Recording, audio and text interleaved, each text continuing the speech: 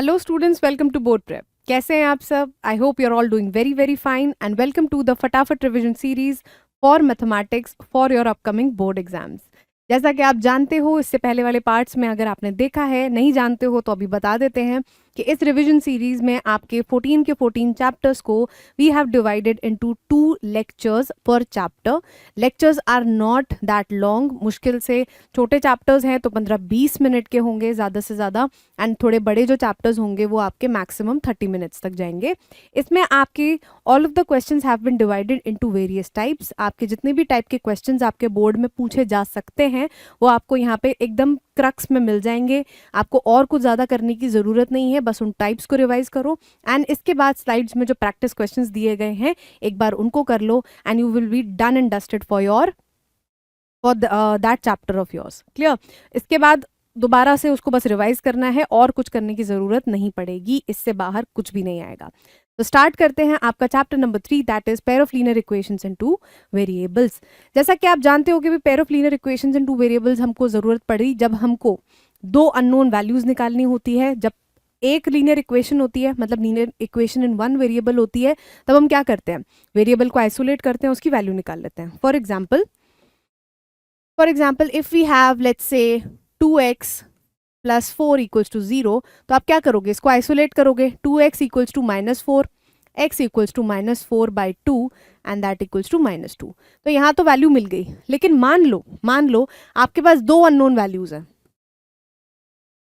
ये इक्वेशन है, ठीक है? तो आप कैसे वैल्यू निकालोगे? अब दो अननोन वेरिएबल्स हैं, तो उसके लिए आपको क्या चाहिए होगा? 2 ही इक्वेशंस चाहिए होंगी, ठीक है? इसीलिए आप यहाँ पे बात कर रहे हो pair of linear equations in 2 variable. 2 variable हैं, अगर आप 2 वेरिएबल की बात कर रहे हो तो इट इज अटमोस्ट नेसेसरी कि भाई आपके पास 2 इक्वेशंस भी होनी चाहिए, तभी आप उनको सॉल्व कर सकते हो। तो इसीलिए हम यहाँ पे हमेशा पेयर की बात करते हैं। क्लियर? तो लीनियर इक्वेशन इन 2 वेरिएबल्स आपकी यूजुअली किस फॉर्म की होती है? ax plus B Y plus C is equals to 0, और a b c आपके क्या होते हैं? रियल नंबर्स होते हैं। एंड पेयर की बात कर रहे हैं तो भाई आपके जो इक्वेशंस होती हैं वो कुछ इस तरीके से दिखेंगी आपको।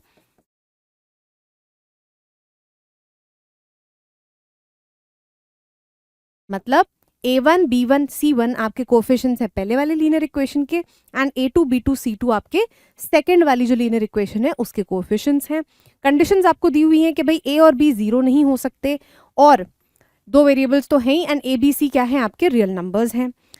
उसके बाद आता है भाई आपका कंसिस्टेंसी और inconsistency of the pair of solutions. Consistency और इनकंसिस्टेंसी का साफ मतलब ये है कि क्या आप अगर कंसिस्टेंट है दोनों पेयर ऑफ इक्वेशंस तो आप उनका सोल्यूशन निकाल सकते हो, और इनकंसिस्टेंट है तो मतलब उनका सोल्यूशन एग्जिस्ट नहीं करता। इसके लिए आपको 3 कंडीशंस गिवन है।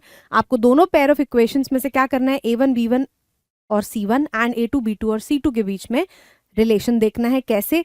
पहला रिलेशन आएगा भाई a1 upon a2 is not equal to b1 upon b2। अगर हो जाता है तो आपका सिस्टम हमेशा कंसिस्टेंट होगा और उसके पास में यूनिक सोल्यूशन एग्जिस्ट करेगा, ठीक है? एंड इसको ब्लैक से लिख देते हैं, रुको। और यहां पे क्या होगा? यूनिक सोल्यूशन एग्जिस्ट करेगा। उसके बाद a1 upon a2 is equals to b1 upon b2 है, then the system is inconsistent. इसमें एक आपका जो इक्वल्स टू साइन है वो यहां पे मिसिंग है। a1 upon a2 is equal to b1 upon b2 तो ठीक है, लेकिन वही चीज अगर आपकी c1 अपॉन c2 के बराबर नहीं आ रही है तो आपका जो सोल्यूशन है वो क्या हो जाता है? इनकंसिस्टेंट हो जाता है। एंड यहां पे आपका आ जाएगा नो सोल्यूशन, ठीक है? एंड देन वी हैव अगर a1 upon a2 is equals to b1 upon b2 is equals to c1 upon c2, तब आपका सिस्टम दोबारा से कंसिस्टेंट है, बट सोल्यूशन हमेशा डिपेंडेंट आएगा। मतलब एक इक्वेशन दूसरे इक्वेशन की डिपेंडेंट फॉर्म होगी and there will be infinitely many solutions. तो बेसिकली देखा जाए तो आपके पास इनकंसिस्टेंसी की सिर्फ एक कंडीशन है, जिसमें a1 upon a2 is equals to b1 upon b2 तो होता है, लेकिन वो C1/C2 के बराबर नहीं होता। और जब इसी में तीसरी कंडीशन आती है कि C1/C2 के बराबर हो जाता है, तब भी कंसिस्टेंट होता है सिस्टम, सोल्यूशन हमको मिलता है, लेकिन सोल्यूशन आपका डिपेंडेंट होता है। एक लीनियर इक्वेशन दूसरे लीनियर इक्वेशन की डिपेंडेंट फॉर्म होती है। डिपेंडेंट फॉर्म का मतलब ये है कि जैसे x + 2y मैंने बोला equals to 0 let's say, and दूसरी इक्वेशन है आपकी 2x + 4y इक्वल्स टू 2। अब यहाँ पे मैं इस इक्वेशन को हाफ से डिवाइड कर दूं सब जगह, सॉरी 2 से डिवाइड कर दूं सब जगह, तो आपको दूसरी इक्वेशन मिल जाएगी, या फिर मैं इस इक्वेशन को 2 से मल्टीप्लाई कर दूं तो मुझे ये इक्वेशन मिल जाएगी। ऐसी इक्वेशंस को हम कहते हैं, मतलब पेयर ऑफ इक्वेशंस को हम डिपेंडेंट इक्वेशंस कहते हैं। मतलब दोनों में बस एक कांस्टेंट का फर्क है, एक कांस्टेंट से एक को मल्टीप्लाई करोगे या डिवाइड करोगे, दूसरी इक्वेशन आपको मिल जाएगी। क्लियर? All right. अब ये तो हो गया भाई कि आपने देख के बता दिया कि सोल्यूशन एग्जिस्टेंट होगा या नहीं होगा, मतलब कंसिस्टेंट होगा या फिर इनकंसिस्टेंट होगा। कंसिस्टेंट होगा तो यूनिक होगा या फिर इनफाइनाइटली मेनी सोल्यूशंस होंगे। लेकिन अब आपको सोल्यूशन भी तो निकालना पड़ेगा कि भाई एक्चुअल में उनकी वैल्यूज क्या है एक्स और वाई की। उसके लिए आपके पास तीन मेथड्स हैं। The solution of a linear equation in two variables X and Y is a pair of values, one for X and other for Y. मतलब जब हम सोल्यूशन की बात करते हैं हमेशा सिंगल नंबर नहीं होगा, दो नंबर्स होंगे। पहला नंबर एक्स से एसोसिएट किया जाएगा बाय डिफॉल्ट और दूसरा नंबर वाई से एसोसिएट किया जाएगा, which makes the two sides of the equation equal. There are two methods to solve a pair of linear equations. Two नहीं है, three है, ठीक है। Three methods to solve a pair of linear equations. पहला method है आपका graphical method, दूसरा आपका सब्स्टिट्यूशन एंड एलिमिनेशन हो गया तीसरा। ग्राफिकल मेथड में आपको कुछ नहीं करना होता, दोनों जो इक्वेशंस हैं उनकी लाइंस बनानी होती हैं एंड उसके बाद में उनको देखना होता है कि वो कहाँ इंटरसेक्ट कर रही हैं। ठीक है, इंटरसेक्ट कर रही हैं तो यूनिक सोल्यूशन हो जाएगा, क्योंकि इंटरसेक्ट तो एक ही जगह करेंगी, दो स्ट्रेट लाइंस एक ही जगह इंटरसेक्ट कर सकती हैं या फिर एक दूसरे को ओवरलैप करेंगी। इन दोनों ही कंडीशंस में क्या होगा, कंसिस्टेंट होगा सोल्यूशन, और इन्फाइनाइटली मेनी सोल्यूशंस एग्जिस्ट करेंगे। अगर ओवरलैप कर रहे हैं, एक जगह काट रहे हैं तो यूनिक, और दोनों लाइंस अगर पैरेलल आ जाती हैं तो आपका जो सोल्यूशन हो जाएगा वो नो सोल्यूशन होगा। मतलब आपकी a1/b2 a1/a2 is equals to b1/b2 but not equals to c1/c2, right. उसके बाद आपका सब्स्टिट्यूशन मेथड है, जिसमें आप एक इक्वेशन में से एक वेरिएबल की वैल्यू निकालते हो और उसकी वैल्यू आप दूसरे इक्वेशन में डाल देते हो। तो सेकंड जो इक्वेशन है वो आपकी linear equation in one variable बन जाती है। वहां से आप वन वेरिएबल की वैल्यू निकालोगे और फिर सेकंड वाली में पुट करके दोबारा से पहले वाले अननोन वेरिएबल की वैल्यू निकाल लोगे। एलिमिनेशन मेथड में आप क्या करते हो, बात वही पड़ती है। एक तरीके से हमें ऑब्टेन करनी होती है सिंगल वेरिएबल में इक्वेशन, एक की वैल्यू निकालते हैं, दूसरे को पुट करके दूसरी वाली भी आ जाती है फिर वैल्यू। एलिमिनेशन में बस आप क्या करते हो, कोएफिशिएंट सिमिलर करने की कोशिश करते हो और फिर दोनों इक्वेशंस को प्लस या माइनस करते हो, तो आपको एक जो वैल्यू है या फिर एक वेरिएबल है वो कट हो जाता है दोनों साइड से, and then you can obtain the value of the other variable. Clear? ठीक है जी। पहला टाइप 1 ग्राफिकल मेथड। अब देखो इसमें आपके जो क्वेश्चंस हैं वो या तो आपको क्या करेंगे, सीधा इक्वेशंस दे देंगे कि भाई ये बनी बनी इक्वेशंस हैं, आप क्या करो ग्राफिकल मेथड लगाओ और इनको सॉल्व कर लो। लेकिन अभी हमने यहाँ पे एक क्वेश्चन ऐसा उठाया है जिसमें हमको इक्वेशंस बनानी पड़ेंगी। उससे क्या होगा, हमारी इक्वेशन बनाने की भी प्रैक्टिस हो जाएगी, एंड अगर इक्वेशन ऑलरेडी दी हुई होगी तो हमें पता ही होगा कि कैसे सॉल्व करना है। क्लियर? ठीक है जी। क्वेश्चन है 5 pencils and 7 pens together cost ₹50, whereas 7 pencils and 5 pens together cost ₹46। अब वो कह रहे हैं कि भाई कुछ आपने पेंसिल्स खरीदी और कुछ आपने पेन खरीद लिए, ठीक है, और अगर मैं 5 पेंसिल प्लस 7 पेन खरीदती हूँ तो मुझे कितने रुपए देने पड़ेंगे, 50 रुपए। और मैंने 7 पेंसिल खरीदी प्लस 5 पेन खरीदे तो मुझे कितने रुपए देने पड़ेंगे, 46 रुपीज देने पड़ेंगे। तो बेसिकली अगर मैं एक पेंसिल की कॉस्ट और पेन की कॉस्ट निकाल लूं तो मैं वैल्यू निकल जाएगी मेरी। अननोन क्या है यहाँ पे, वैल्यू ऑफ वन पेंसिल, मतलब price of one pencil and price of second pencil, वही हमारे अननोन्स हो जाएंगे, उनको हम एक्स वाई मानेंगे और इक्वेशंस बनाएंगे। क्लियर?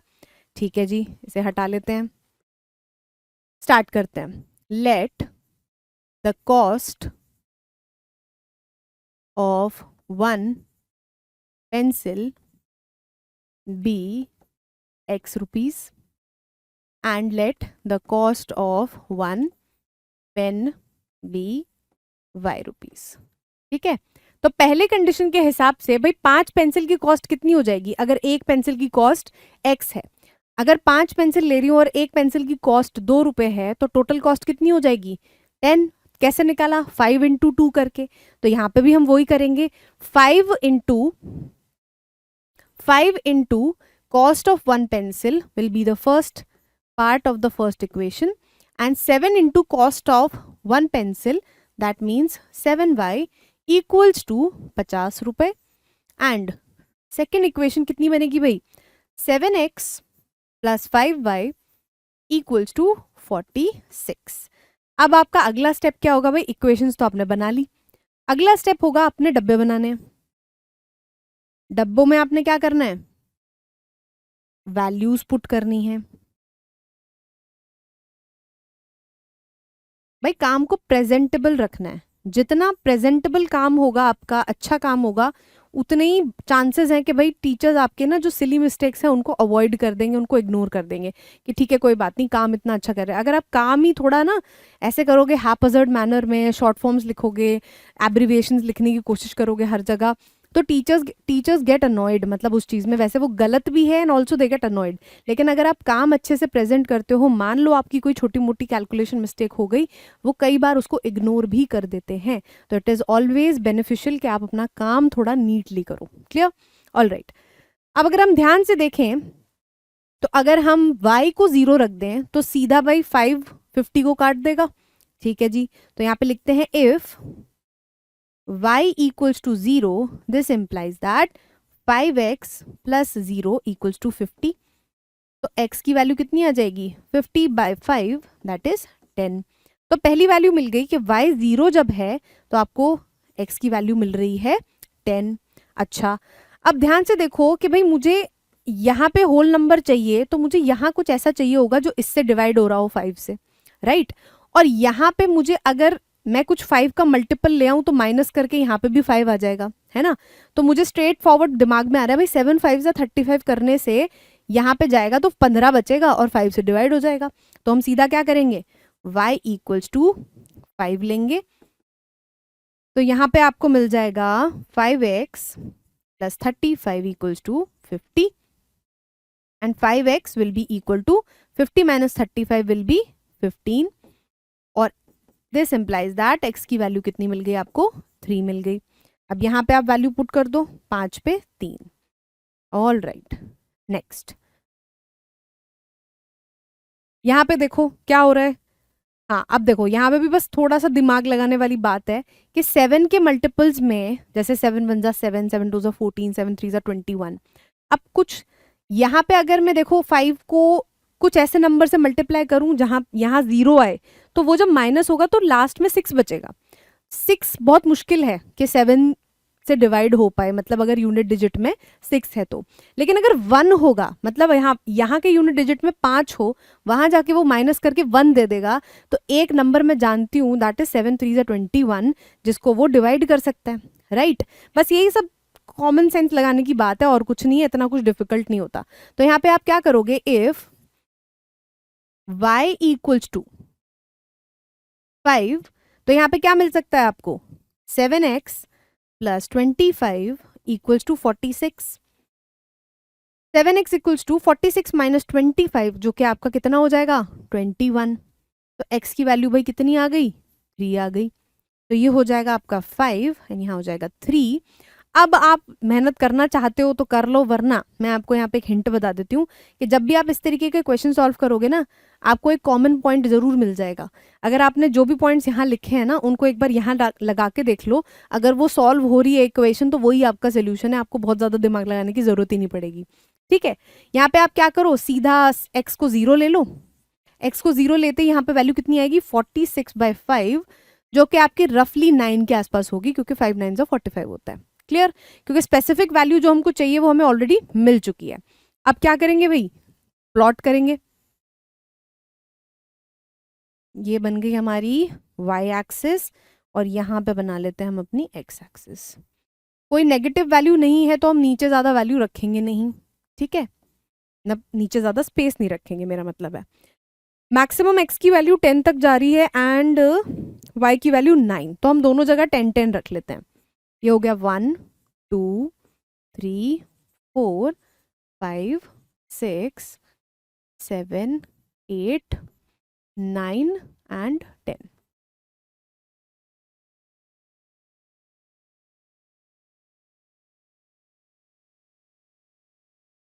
ठीक है, यहाँ पे हो गया 1 2 3 4 5 6 7 8 9 एंड 10। बढ़िया, ठीक है जी। अब पहली लाइन हम प्लॉट करते हैं। पहली लाइन आपकी है 10,0 पहला, दैट मीन्स 10,0 यहाँ पे, ठीक है। और दूसरा पॉइंट है 3,5, मतलब एक्स एक्सिस पे 3 एंड यहाँ पे 5। दोनों को ज्वाइन कर देते हैं तो हमको अपनी पहली लाइन मिल गई भाई, इक्वेशन ग्राफिकली हमने प्लॉट कर ली। दूसरी है आपकी 3,5, 3,5 ये पॉइंट हमें पता है यहाँ पे ही बन रहा है। एंड दूसरा है 0,9 पॉइंट समथिंग, ठीक है, तो मतलब यहाँ कहीं पे नहीं, एक्स एक्सिस 0 है और y 9 है, मतलब यहाँ कहीं पे, समवेयर हियर, ठीक है। ठीक है जी, अब आपकी दूसरी इक्वेशन क्या बन जाएगी, लाइन कैसे बनेगी, इस तरीके से, ठीक है। थोड़ा एक्सक्यूज कर देना यार, स्ट्रेट लाइन का दिक्कत है, ठीक है। तो आपकी यहाँ पे बन गई भी दोनों इक्वेशंस एंड यहाँ हमें दिख रहा है कि आपका जो कॉमन पॉइंट है वो आपका यहाँ मिल रहा है। तो this means that 3,5 is the solution. मतलब अगर आप 3 पेंसिल और 7 पेन खरीदोगे तो आपके 50 रुपए भी आएंगे, और 7 पेंसिल और 5 पेन खरीदोगे तो 46 रुपीज आ जाएंगे। मतलब 3,5 is common to both of the equations simultaneously. Clear? तो आपका सोल्यूशन कितना हो गया भाई यहाँ पे, x, y सोल्यूशन। ठीक है जी, ये हो गया भाई आपका graphical method, that is the type 1। Next चलते हैं टाइप 2 पे, जहां पे आपसे पूछा जाएगा कि भाई सोल्यूशन सिस्टम ऑफ इक्वेशंस जो दे रखे हैं वो कंसिस्टेंट है या फिर इनकंसिस्टेंट है। तो हमें पता है कि जब हम कंसिस्टेंट की बात करते हैं तो हमारे पास दो कंडीशन आती है, या तो a1/a2 is not equal to b1/b2 मिल जाए, या फिर a1/a2 equals to b1/b2 is is equal to c1/c2 मिल जाए। अब इसको याद करने का क्या तरीका है कि या तो पहले ही स्टेप में अटक जाएं, ठीक, और या फिर कहीं भी ना अटकें। तो कंसिस्टेंट का मतलब होता है कि या तो पहले स्टेप में अटक जाओ तो यूनिक मिल जाएगा, और कहीं भी ना अटको मतलब तीनों इक्वल मिल जाएं तो इनफाइनाइट मिल जाएंगे। इन दोनों ही केसेस में क्या होगा, आपके सोल्यूशन एग्जिस्ट करेंगे। एंड दूसरा आ गया इनकंसिस्टेंट। इनकंसिस्टेंट मतलब a1/a2 b1/b2, लेकिन लास्ट में जाके दिक्कत हो जाएगी। तो ये आपका हो गया इनकंसिस्टेंट, जिसमें आपका नो सोल्यूशन एग्जिस्ट करता है। ठीक है, चलो जी अप्लाई करते हैं इसको। पहले सेट ऑफ इक्वेशंस में आपको दिया है, या फिर इसको ब्लैक से सॉल्व करते हैं, या फिर पर्पल ले लेते हैं। तो पहले वाले में आपको दिया है 2x + y - 6 = 0 and 4x - 2y - 4 = 0। अब देखो a1 की वैल्यू कितनी है 2, b1 की वैल्यू कितनी है 1 एंड c1 इज -6। a2 की वैल्यू है आपकी 4, b2 की वैल्यू है आपकी -2 एंड c2 की वैल्यू है आपकी -4। वैल्यू निकालते हैं भाई, a1/a2 कितना आएगा 2/4, b1/b2 will be 1/-2, 1/2 equals to 1 - 1/2। ऐसा तो भाई बिल्कुल भी नहीं होता है, तो यहाँ पे क्या हो जाएगा नॉट इक्वल टू, मतलब हमारी कौन सी कंडीशन सेटिस्फाई हो गई, पहली वाली सेटिस्फाई हो गई, this implies that unique solution, consistent. ठीक है, यहाँ पे बना दो भाई डब्बा, क्योंकि कंसिस्टेंट या फिर इनकंसिस्टेंट आपसे पूछा गया है। सेकंड वाला देखते हैं। सेकंड वाले में आपसे पूछा है मतलब दो इक्वेशन दी हैं, 2x minus 2y minus 2 equals to 0 and 4x minus 4y minus 5 equals to 0। a1 की वैल्यू है भाई आपकी 2, a2 की वैल्यू है -2 एंड a3, नहीं सॉरी a3 कहाँ से आ गया, a1 b1 की वैल्यू है -2 एंड c1 की वैल्यू भी -2, a2 की वैल्यू है 4, b2 की वैल्यू है -4 एंड c2 की वैल्यू है -5। ठीक है जी, अब देखो a1 अपॉन a2 सीधा वैल्यूज पुट करते हैं, ये नहीं लिखते अभी यहाँ पे। 2 upon 4 equals to -2 upon -4, minus minus cancel हो गया, 2/4 एग्जैक्टली दिख रहा है तो ठीक है, एज इट इज रहने देते हैं, बराबर है। और फिर आ गया c1 upon c2 that is -2 upon -5। भाई ये क्या हो गया, ये दोनों तो आपस में इक्वल हैं, लेकिन जो c1 अपॉन c2 है वो इक्वल नहीं है। तो मतलब या तो पहली स्टेप में रुक जाते तो कंसिस्टेंट होता, या फिर ऑल द वे कहीं नहीं रुकते तो कंसिस्टेंट होता। दोनों ही कुछ भी केस नहीं लग रहा है, मतलब सोल्यूशन एग्जिस्ट नहीं करता है, that means the system is inconsistent. So this implies that no solution implies that system is inconsistent। ठीक है, तो भाई ये था आपका टाइप 2 क्वेश्चन जो आपको पूछा जा सकता है आपके बोर्ड एग्जाम्स में। दैट मीन्स कि कोई सिस्टम ऑफ इक्वेशन दिया हुआ है, उसकी कंसिस्टेंसी या फिर इनकंसिस्टेंसी आपने बतानी है। क्लियर? तो with this we come to an end of the part 1 for the chapter pair of linear equations in two variables, जिसमें हमने दो टाइप के क्वेश्चंस देखे, पहला ग्राफिकल मेथड एंड दूसरा इनकंसिस्टेंसी या फिर कंसिस्टेंसी चेक करना। इसके बाद हम देखेंगे substitution and elimination method, then we have some practice questions, और उसके बाद आपका जो चैप्टर है वो हो जाएगा बिल्कुल डन डना डन। इसमें आपको कोई भी डाउट है, कोई भी दिक्कत है, तो आप कमेंट सेक्शन में हमको ज़रूर बताएं। जल्दी से जल्दी will try to get back to you. और पढ़ते रहो, रिवाइज करते रहो। मिलते हैं नेक्स्ट लेक्चर में। Thank you.